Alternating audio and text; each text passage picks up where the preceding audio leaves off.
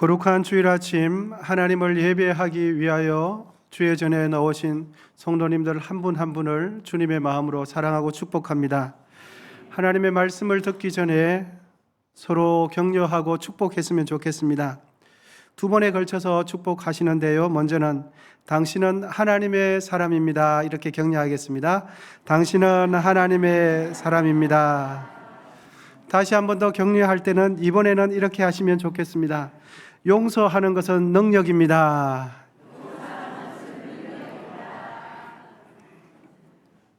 감사드립니다. 오늘 본문이 속한 마태복음 18장은 교회 생활에 대한 예수님의 가르침을 담고 있습니다. 교회는 하나님께서 세운 공동체지요. 그런데 이 교회에 사람이 다닙니다.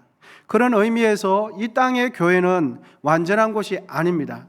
세상 어디에도 완전한 교회는 한 교회도 없습니다. 그러므로 교회 안에서 행해져야 할 것은 이해와 용서는 당연한 것입니다. 또한 교회에서 선포되어야 할 것은 예수님의 십자가 죽음을 인한 죄 용서함의 진리가 선포되고 선언되어야 교회입니다. 또한 한 걸음 더 나아가 교회는 예수님께 먼저 용서받은 자가 다른 지체의 허물을 사랑으로 덮어주며 그 용서를 흘려보내는 것이 교회입니다. 오늘 본문은 예수님께서 제자들에게 비유로 말씀하신 내용입니다. 본문 23절에서 34절이 비유 말씀입니다. 비유라는 것은 어떤 정보나 사실을 효과적으로 전달하기 위해서 빗대어서 설명하고 말하는 것이 비유가 되지요. 비유는 역사적인 사실을 근거하지 않고 비유의 말을 하는 그 사람의 중심 의도와 중심 교훈을 깨달을 때 비유를 바로 이해하게 되어집니다. 오늘 본문 비유의 중심 교훈은 천국은 결산하는 임금과 같다라는 것이 중심 교훈이 되겠습니다. 본문 23절입니다. 함께 읽으시겠습니다. 시작. 그러므로 천국은 그 종들과 결산하려 하던 어떤 임금과 같으니, 예수님께서 말씀하시는데 비유로 말씀하시는데 포인트가 천국이고 그것은 바로 천국 때에 결산하는 임금과 같다, 이렇게 말씀하고 있습니다. 오늘 전체 본문은 15절입니다. 15절 중에서 12절이 비유의 말씀이고 나머지 3절은 예수님과 베드로가 대화하는 내용이 석절밖에 되지 않습니다. 21절은 베드로가 예수님께 질문하는 내용이고 22절과 본문 마지막 절 35절은 베드로의 질문에 따른 예수님의 대답이 됩니다. 베드로가 예수님께 21절을 통하여 질문합니다. 그때에 베드로가 나와 이르되 주여, 형제가 내게 죄를 범하면 몇 번이나 용서하여 주리까? 7번까지 하오리까? 이렇게 주님께 질문을 합니다. 여러분, 베드로가 예수님께 용서에 관해서 질문을 했다는 것은 베드로 마음속에 용서를 어떻게 해야 되는지, 어느 정도까지 용서를 해야 되는지, 누구를 용서해야 되는지 이런 고민이 있었다는 것을 우리가 짐작해 볼 수가 있겠습니다. 교회는 예수님을 믿는 사람들이 모이는 것이 틀림이 없습니다. 분명 하나님께 은혜를 입은 사람들만이 주의 몸된 교회에 오실 수 있습니다. 그런데 하지만 인격과 성품이 온전한 사람이 모이는 것이 교회가 아닙니다. 하나님께 은혜 받은 사람들이 교회에 오지만 그 사람들이 성품과 인격이 온전하다는 뜻이 아닙니다. 그런 면에서 교회는 서로에 대한 이해와 용서가 필요하다는 것은 지극히 당연한 일입니다. 이상한 일이 아닙니다. 이해와 용서가 자연스러운 교회가 좋은 공동체인 것을 믿으시기를 바랍니다. 교회 안에서는 용서를 잘 해주고 그 용서를 잘 수용하는 성도가 좋은 성도입니다. 여러분, 어떤 일을 하려면 반드시 3가지를 알아야 합니다. 첫째로는 내가 그 일을 왜 해야 하는지 이유를 아는 것이 중요합니다. 두 번째로는 내가 하는 일의 중요성을 아는 것이 또한 중요하고, 세 번째로는 내가 하고자 하는 일을 어떻게 하면 할 수 있는지 그 방법을 알 때만이 내가 하고자 하는 일을 완수하게 되어집니다. 오늘 본문은 용서와 관련해서 이 중요한 세 가지 모두를 우리에게 가르쳐 주고 있습니다. 이 세 가지 요소를 하나씩 나눌 때에 하나님께서 우리의 심령의 가운데 용서의 마음을 충만히 부어주시기를 축복합니다. 여러분, 우리는 왜 용서하는 신앙인이 되어야 할까요? 그것은 바로 하나님께서 먼저 우리의 허물과 죄를 용서하셨기 때문입니다. 본문 33절입니다. 내가 너를 불쌍히 여김과 같이 너도 내 동료를 불쌍히 여김이 마땅하지 아니하냐 하고. 아멘. 하나님께서는 우리의 수많은 죄를 값없이 먼저 용서해 주셨기 때문에 우리는 용서받은 자입니다. 여러분, 우리 모두는 하나님께 값없이 먼저 용서받은 자라는 것을 잊지 마시기를 바랍니다. 오늘 본문의 비유 속에 한 임금이 기록되어 있고, 또 그 임금에게 10,000달란트 빚진 종이 등장합니다. 여러분, 달란트라는 것은 예수님 당시에 통용되었던 화폐 단위 중에서 가장 큰 단위가 달란트라는 화폐 단위입니다. 한 달란트의 가치는 노동자 품삯으로 계산하면 노동자 한 명이 6,000일 동안 노동을 하고 한 푼도 쓰지 않고 모은 돈이 한 달란트입니다. 일주일이 7일이죠. 7일 중에서 하루만 쉬고 6일 동안 일하면 한 달란트를 모으는데 시간이 얼마 걸리냐 하면 20년이 걸립니다. 그것이 한 달란트입니다. 그런데 오늘 본문에 등장하는 그 채무자는 임금에게 한 달란트가 아니라 10,000달란트를 빚진 겁니다. 여러분, 10,000달란트를 빚졌다는 것은 무엇을 의미합니까? 어떠한 경우라도 아무리 노력해도 최선을 다해도 상환 불가능한 금액이다 하는 것을 이야기해 줍니다. 10,000달란트 빚진 그가 자신의 채무에서 해방되는 유일한 한 가지는 임금이 불쌍히 여겨서 탕감해 주는 길밖에 없습니다. 종은 갚을 기한이 되었지만 아무리 노력하고 도저히 최선을 다해서 갚으려고 해도 갚지 못하게 되었습니다. 그래서 자신이 할 수 있는 것은 단 한 가지밖에 없습니다. 임금님께 엎드려 절하며 조금만 더 기다려 달라고 사정 액을 복걸 불쌍히 여겨달라고 부탁하는 것밖에는 없습니다. 그 모습을 보고 있던 임금은 10,000달란트 빚진 종이 울며 불며 용서를 부탁하기에 그 모습을 보니까 너무 불쌍한 겁니다. 그래서 임금은 그 엄청난 액수 10,000달란트의 금액을 전부 다 탕감해 줍니다. 여러분, 본문 27절입니다. 그 종의 주인이 불쌍히 여겨 놓아 보내며 그 빚을 탕감하여 주었더니 10,000달란트 빚진 그 종은 참 임금이 불쌍히 여겨 주셔서 그 빚을 다 탕감받은 것입니다. 여러분, 오늘 비유 속에 등장하는 임금은 하나님을 뜻합니다. 그리고 10,000달란트 탕감받은 그 종은 하나님께 죄 용서받은 저와 여러분을 뜻합니다. 그리고 10,000달란트 탕감받았다는 것은 우리의 수많은 죄악이, 우리의 엄청난 죄악을 하나님께서 다 용서해 주셨다는 것을 의미하지요. 여러분, 우리는 본질상 어떤 사람입니까? 태어날 때부터 원죄를 가지고 태어난 존재가 우리 모두입니다. 또한 그럴 뿐만 아니라 지금까지 살면서 얼마나 많은 죄를 지었는지 모릅니다. 사람들이 정말 몰라서 다행이지 알았다면 정말 얼굴 들고 살아갈 수 없는 죄인이 접니다. 얼마나 많은 죄를 지었는지 모릅니다. 죄 짓지 않는 날이 단 한 날도 없다고 해도 과언이 아닐 정도로 죄를 지으면서 살아가는 존재가 사람이 아니겠습니까? 로마서 1장 29절에서 31절을 보면 하나님께서 보실 때의 죄의 목록을 기록해 주고 있습니다.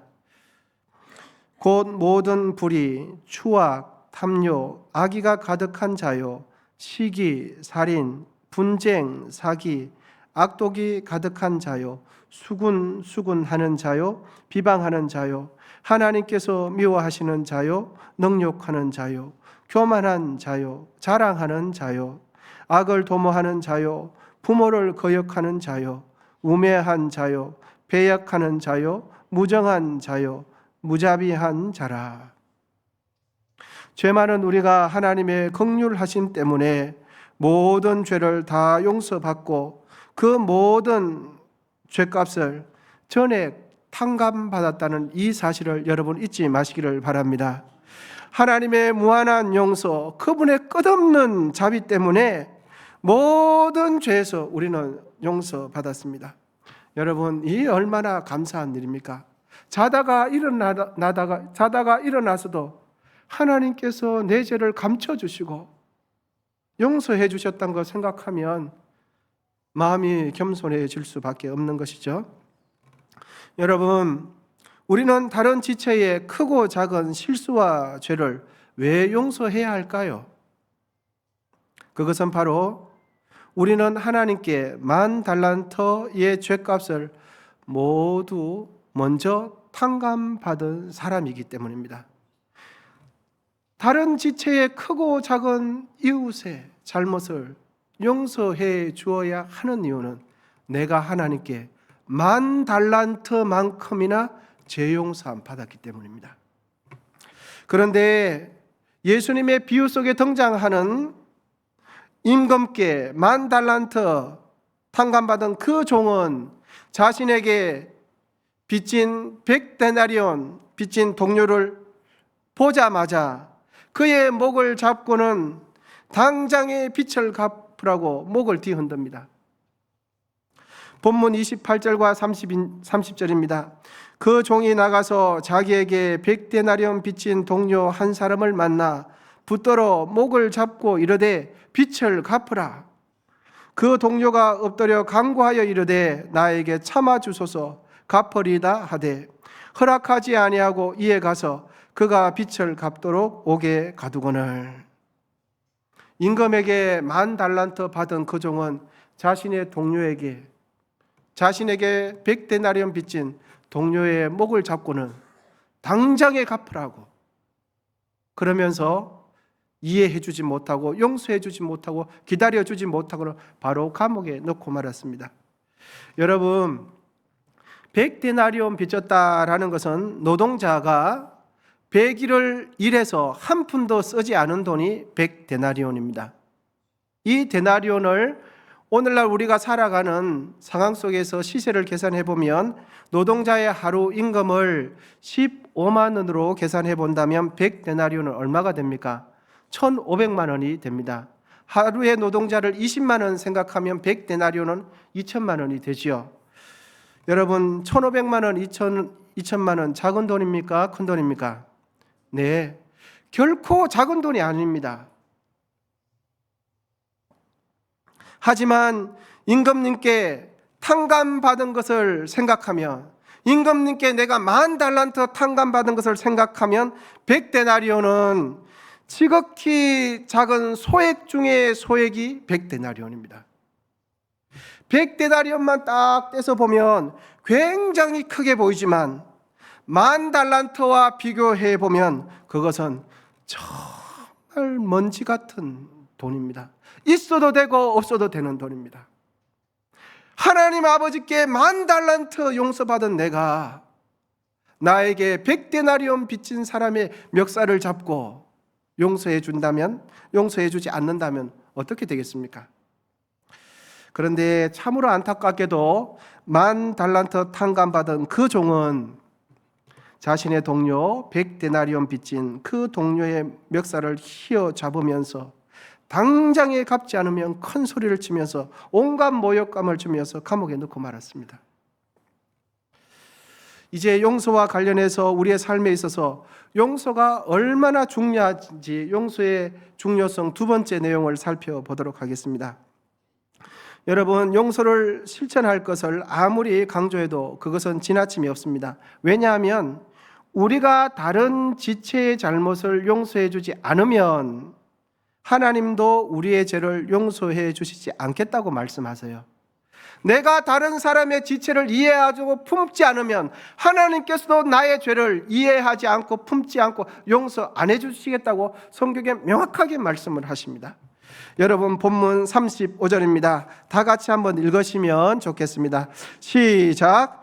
너희가 각각 마음으로부터 형제를 용서하지 아니하면 나의 하늘 아버지께서도 너희에게 이와 같이 하시리라. 아멘. 우리가 이웃의 허물을 사랑으로 덮어주는 것이 곧 나의 영혼을 살린다는 것을 믿으시기를 바랍니다. 우리는 하나님 앞에 끝없는 용서를 받은 사람이라는 것을 잊지 마시기를 바랍니다. 10,000달란트 탕감받은 그 종은 자신이 임금님께 절을 하며 불쌍히 여겨달라고 자비를 구하던 그 모습과는 전혀 다른 자신의 동료에게 행동을 합니다. 자신이 용서받을 때는 정말 불쌍하게 용서해 달라고 하는데 용서를 받고 나니까 나에게 빚진 자에게는 전혀 다른 모습을 하는 거예요. 사실 임금님께 탕감받은 그 종은 자신에게 100데나리온 빚진 동료를 난폭하게 대하며 감옥에 가둘 것이 아니라 임금님께 탕감받은 10,000달란트의 그 은혜를 자신에게 100데나리온 빚진 그 동료에게 받은 은혜를 흘려보내는 기회로 삼았어야 합니다. 하나님께서 우리에게 가르쳐 주신 여러분 주기도문을 기억해 보시기를 바랍니다. 우리가 우리에게 죄 지은 자를 사하여 준 것 같이 우리 죄를 사하여 주옵시고. 아멘. 우리가 우리에게 죄 지은 자를 사하여 준 것 같이 하나님 우리의 죄를 사하여 주옵소서라고 주님께서는 기도 순서를 그렇게 가르치고 있습니다.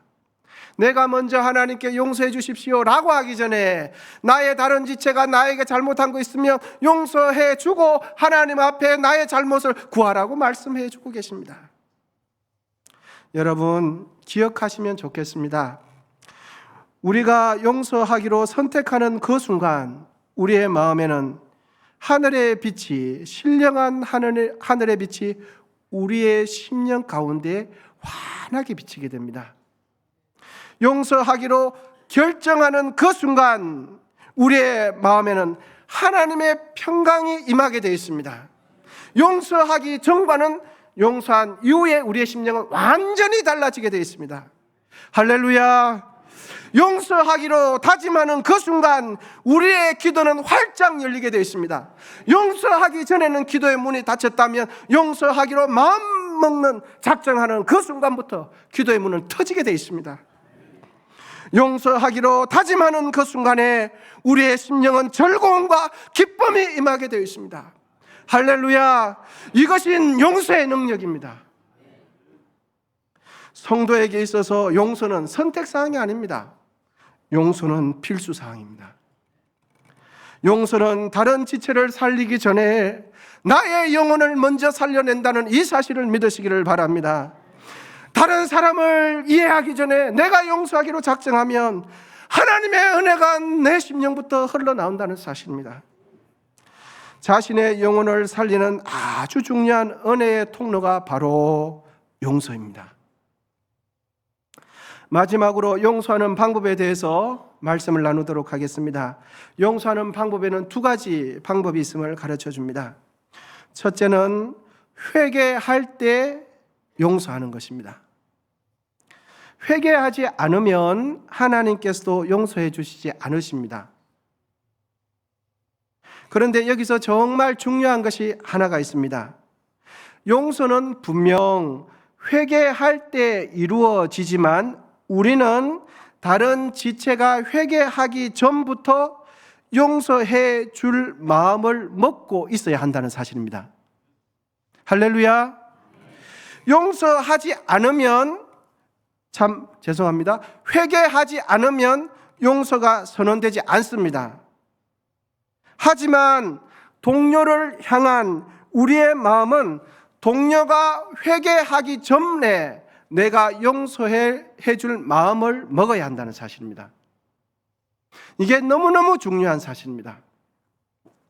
이 마음이 바로 죄인을 향한 하나님 아버지의 마음입니다. 로마서 5장 8절입니다. 로마서 5장 8절 다 함께 읽으시면 좋겠습니다. 시작.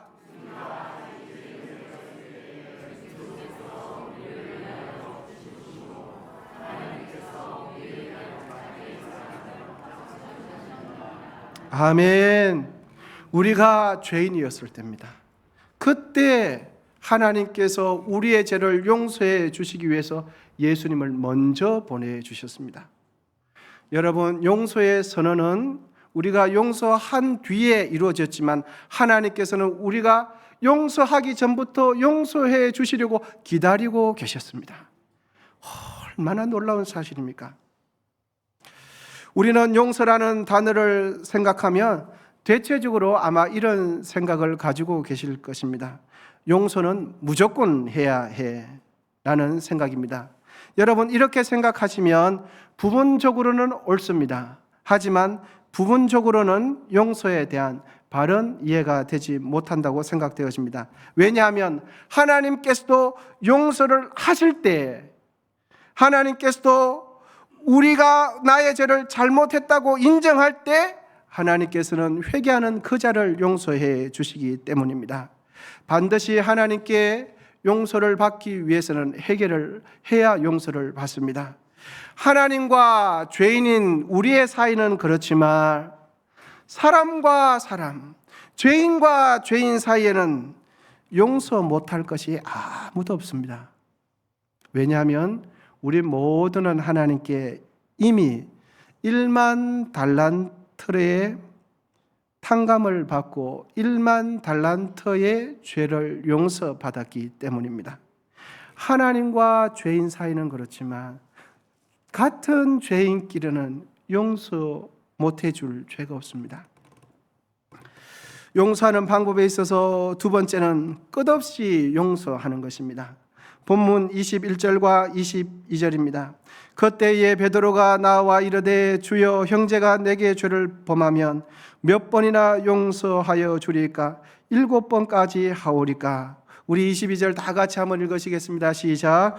예수께서 이르시되 내게 이르노니 7번뿐 아니라 7번 70번까지라도 할지니라. 아멘. 70번씩 7번 하라는 이 말은 끝없이 무한히 용서하라는 말입니다. 여러분, 꼭 기억하시면 좋겠습니다.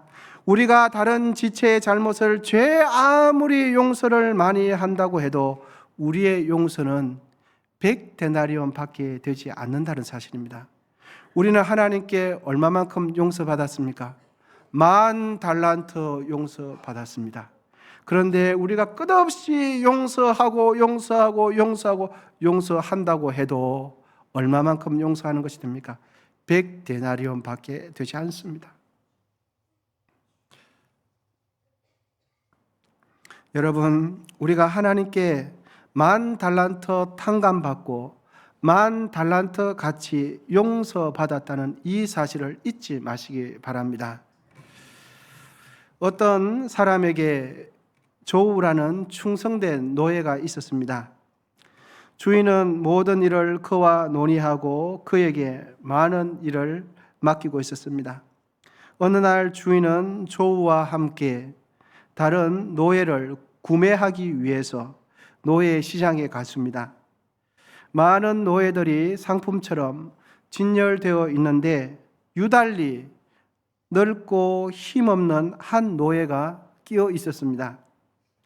주인은 힘이 좋고 젊은 노예를 사려고 하는데 조우가 병든 노예를 사자고 주장해서 주인은 조우의 말대로 그 노예를 집으로 사왔습니다. 병든 노예는 집에 와서도 별로 일을 하지 못했지만 조우는 열심히 그를 간호하고 잘 도와주었습니다. 주인은 너무너무 궁금했습니다. 자신의 종 조우가 왜 그렇게 늙고 병들고 약한 노예를 지극히 돌보는가 궁금했습니다. 조우에게 물었습니다. 그러자 조우는 눈물을 흘리면서 이렇게 말합니다. 주인님, 저 노예는 나의 원수입니다. 내가 어렸을 때 나를 유괴해서 노예 상인에게 팔아 지금 제가 이 신세가 되었습니다. 제가 노예가 된 것은 저 늙은 노예 때문입니다.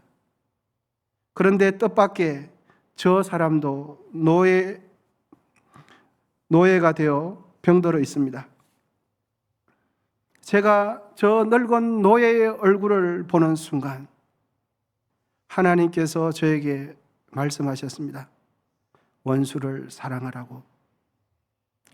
저는 이제 저 노예가 세상 떠날 때까지 마음을 다해 하나님의 뜻대로 사랑하기로 마음먹었습니다. 하나님께서 오늘 본문을 통해서 우리에게 말씀해 주시지 않습니까?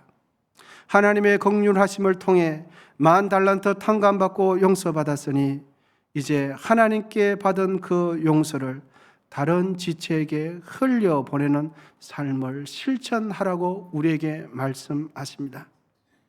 여러분, 용서는 나의 영혼도 살리고 나에게 실수하고 나에게 죄를 지은 다른 지체도 살린다는 하나님의 능력이 되는 이 용서를 행하실 수 있기를 바랍니다.